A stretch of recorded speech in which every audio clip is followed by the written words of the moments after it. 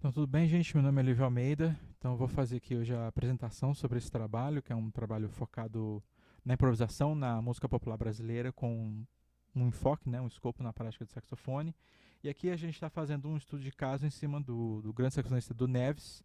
A gente vai fazer a análise uma improvisação dele em cima do Choro Caminhando, de Nelson Cavaquinho, né?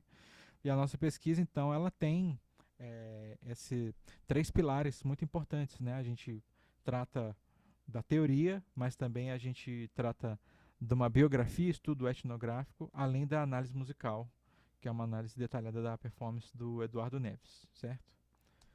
Então a gente faz isso, a gente vai trazer então a improvisação. A gente sabe que a improvisação é um ato criativo em tempo real. Ela difere da performance fixa porque ela é efêmera, ela é inseparável do ato da execução, mas ela não se trata apenas de aplicar regras, né, seguir modelos fixos, mas ela também é um processo de descoberta de caminhos musicais que acontece no momento da execução, tá? Então, nesse sentido, a gente compreende que o improvisador, ele também, o ato de improvisar também envolve um olhar para as escolhas estéticas e para a trajetória de vida do músico. Então a biografia ajuda a gente a entender a originalidade e esses processos, né? E aí, então a gente encontra essa chave para entender tanto o estilo quanto a autenticidade de um improvisador como o Eduardo Neves. Então, dessa forma, a gente foi seguindo, a gente fez uma pesquisa de campo, uma pesquisa etnográfica, a gente estruturou em entrevistas e também conversas e algumas vivências informais com o Edu Neves, né? No primeiro momento, inclusive, a gente foi para o Rio de Janeiro, lá para o espaço onde ele está, onde ele trabalha mais, onde ele mora. Frequentamos algumas rodas de choros, os espaços de atuação dele, para poder a gente fazer isso, além da pesquisa documental, para depois seguir para a transcrição dos solos e as análises. Um ponto interessante também foi uma convivência que a gente teve no Encontro Internacional de Saxofones de Brasília em 2023, onde nós dois estávamos como saxofonistas convidados. E ali, então, como eu sou de Brasília, a gente também caminhou nas rodas de Brasília, a gente ficou a cargo de fazer o show de abertura, então a gente tocou junto, ensaiou junto, então eu tive essa oportunidade também de ter uma observação como participante e entender também todos os processos deles, a resolução de problema deles, né, a abordagem dele. Então isso foi acabou sendo uma parte da pesquisa que se mostrou muito importante, tá bom? Então aqui sobre a trajetória do Edu, né? Então a gente tratou de nas entrevistas entender melhor esse contexto. Então ele durante a infância ele teve muito imerso no choro, ele sempre demonstrou um gosto pelo choro, né?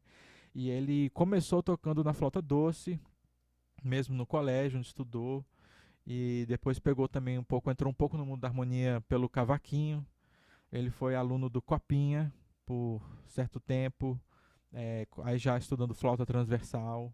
Ele não se identificou muito com a educação mais conservatorial tradicional, ele foi mais estudar com Copinha porque era um professor que ele se identificava também nessa coisa da música brasileira do choro.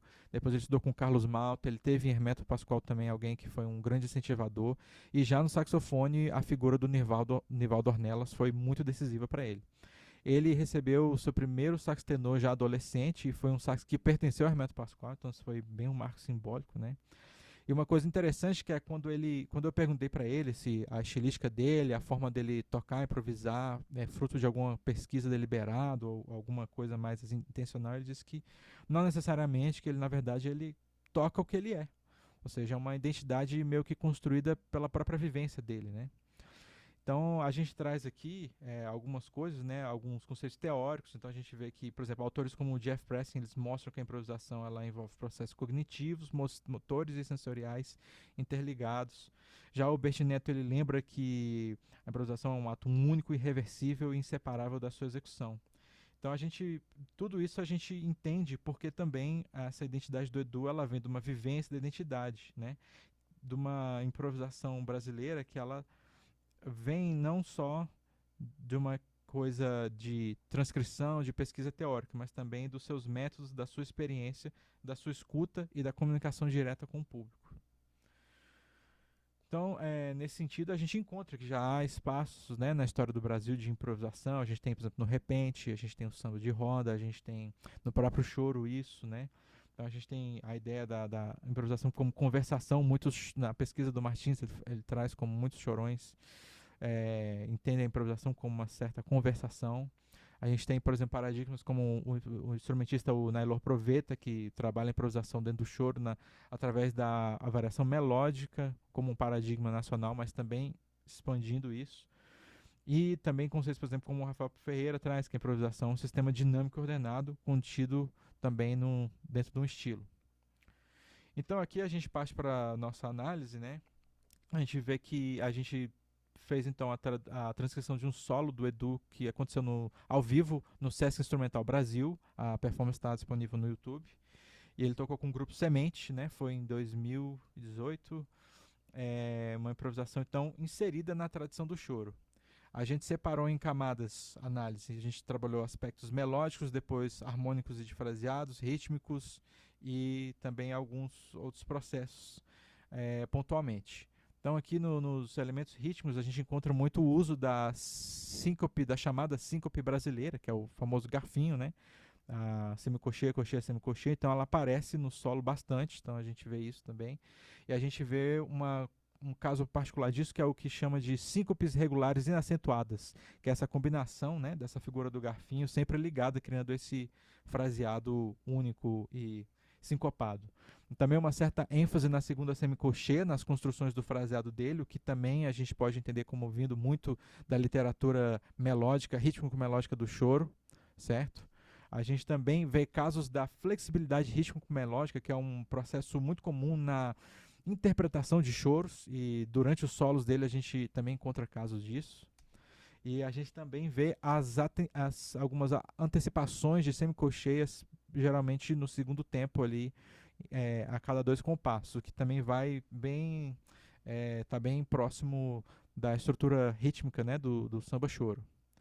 Dentro de alguns outros elementos, a gente vê, por exemplo, melódicos, trazendo alguns conceitos do Almada, né, no seu livro A Estrutura do Choro. A gente vê que o fraseado melódico ele é muito construído em cima de arpejos embelizados com notas não harmônicas, são essas notas de passagens, bordaduras, apogiaturas, cambiatas, bordaduras.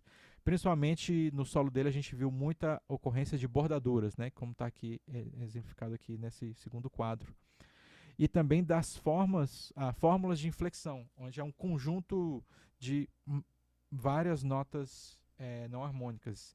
E então aqui a gente vê alguns exemplos, e o principal também conjunto de formas de inflexão também foi da derivada da cambiata. Dentro de fraseado e harmonia, a gente vê um uso muito comum de quadraturas de 4 compassos, uma organização de quadraturas de 4 compassos. Também algumas formas de organizar o solo por figuras que foram trazidas também pelo Mário Seve, anáfora, reiteração e inversão. Certo? E também, em algum momento do solo, ele se utiliza de uma paráfrase da melodia. Né? Já lá na parte B do Caminhando, ele retoma a melodia de forma variada e depois retorna a um improviso, né, no formato mais coros. Tá? Ele também um casos interessantes de uso da escala menor harmônica com uma abordagem mais horizontal, e também da escala menor melódica, que é uma coisa que é até comum dentro da literatura do choro, e ele também utiliza disso nas suas improvisações, certo? Então é isso, a gente enxerga aqui, né, que a improvisação do Edu, ela tem essa conexão com a tradição, aqui mais especificamente do choro, mas também com a sua identidade pessoal. Ela integra muitos elementos enraizados no choro e tem algumas apropriações jazzísticas que elas vêm filtradas, ou elas vêm um certo acolhimento do jazz dentro dos elementos que porventura são pertinentes aqui dentro do contexto, né? E acaba que a gente enxerga isso como um reflexo da trajetória e da vivência dele como saxofonista, que vem do choro, mas também ele abraça esses elementos do jazz, certo? Então a gente chega aqui, a gente enxerga uma improvisação brasileira, né? Que ela é autêntica, ela é autônoma. O Edu Neves, ele tem essa coisa, ele improvisa quem ele é, então ele abraça, vamos dizer assim, essas questões estilísticas de acordo com realmente a sua própria identidade. A gente também entendeu aqui a importância dessa pesquisa de campo para uma compreensão melhor da prática, e a gente entende que a tradição ela é viva e está em constante invenção, como no caso da improvisação brasileira. Obrigado, gente.